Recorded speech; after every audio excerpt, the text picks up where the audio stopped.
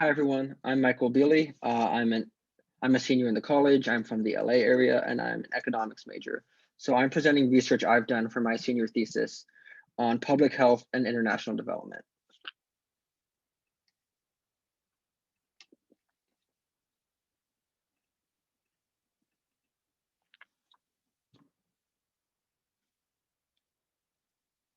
So my research project is titled "How Can National Programs and Robust State Capacity Neutralize Infectious Health Risk?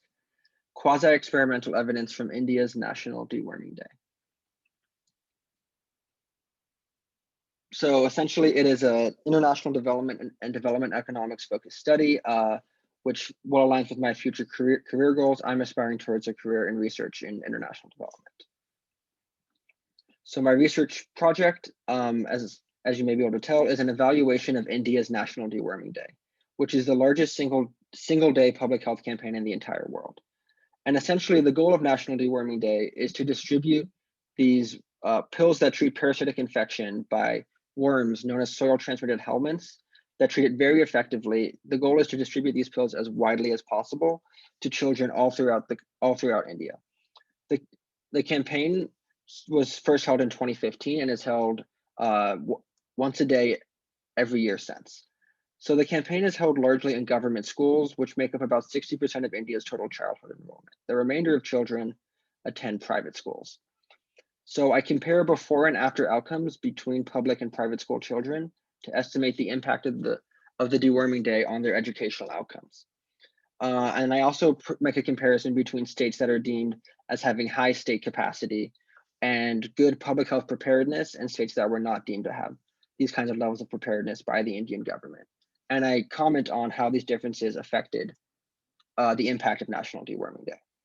And on the left here just shows the number of children that were treated by Deworming Day. In 2015, 89 million, and 2016, 179 million. So my research process is essentially motivated by causal inference. I'm attempting to estimate what precisely was the impact of National Deworming Day on children's educational outcomes. And the fact that the program was targeted only towards children in government schools, and that there are so many children in India who attend private schools, means that I can use a well-established technique in econometrics called a double difference technique to try to estimate the causal impact of the program on government school children. So I use a large-scale nationally representative survey of children's learning outcomes to estimate what the impact of National Deworming Day was on these children's educational attainment. I use all of my training in statistics, econometrics, applied research, and programming to make this possible, to analyze this large survey data set and make the correct econometric model. And that's thanks to all of the research experience I got at GUIDE, which is a Georgetown research initiative. Thank you to Billy Jack, the director, as well as Dime Analytics of the World Bank, and using the statistical software Stata and R, which I have shown here.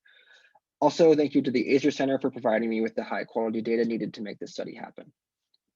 I also want to thank some other economics professors who were really critical to my development as a researcher: Billy Jack, as I mentioned, Martin Revalian, and Susan Vroman, all of the economics department, as well as professors Robert Cumby and Rodney Ludema, my advisors for Econ 401, which is the senior thesis course.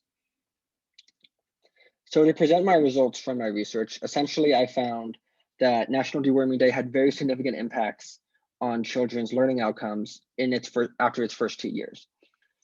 Just to show here, one sample estimate is that National Deworming Day increased the probability that any given child in India aged 11 to 16 could perform 2-digit subtraction by 2.4 percentage points.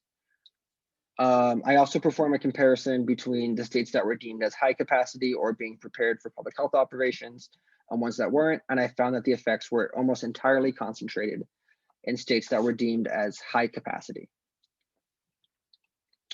So I was impressed and a little bit surprised by these results. The impact of state capacity on the efficacy of Deworming Day was particularly surprising. But these results are really important. They speak a lot as for the impact of large-scale public health programs and their ability to fight infectious diseases. They show they can be hugely effective and they can lead to much better outcomes that aren't even necessarily health-related. Additionally, I saw really strong evidence for the importance of good government in both international development and public health programs. Thank you to everyone, my family, friends, and mentors for making this research happen.